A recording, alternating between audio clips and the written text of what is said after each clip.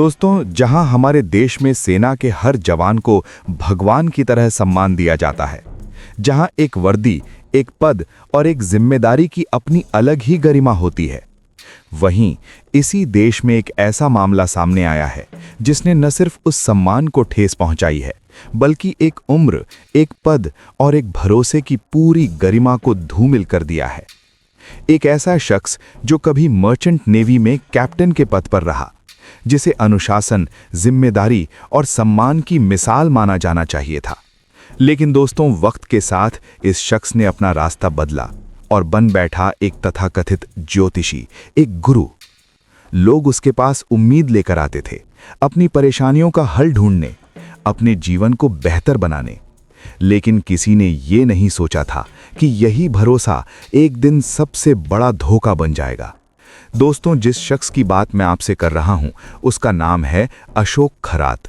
एक ऐसा नाम जो कभी लोगों के लिए भरोसे का प्रतीक माना जाता था, लेकिन आज वही नाम हैवानियत और धोखे की पहचान बन चुका है। बताया जाता है कि अशोक खरात पहले मर्चेंट नेवी में एक कैप्टन रह चुका था। समंदरों में सालों तक नौकरी करने के बाद उसने अपनी जिंदगी का रास्ता बदला।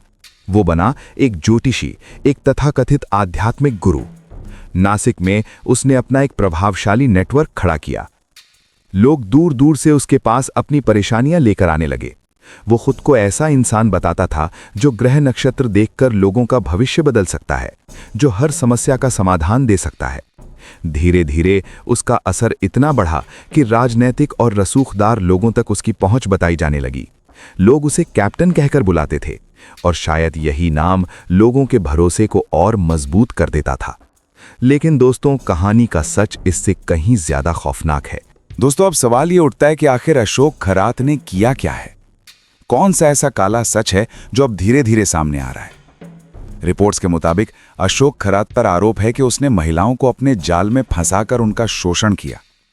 वो खुद को ज्योतिषी बताकर लोगों की कमजोरियों और डर का फायदा उठाता था।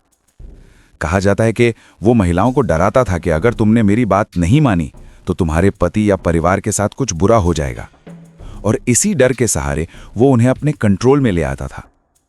लेकिन दोस्तों, मामला यहीं तक सीमित नहीं रहा। पुलिस जांच में खुलासा हुआ है कि उसके पास से कई आपत्तिजनक वीडियो बरामद हुए हैं।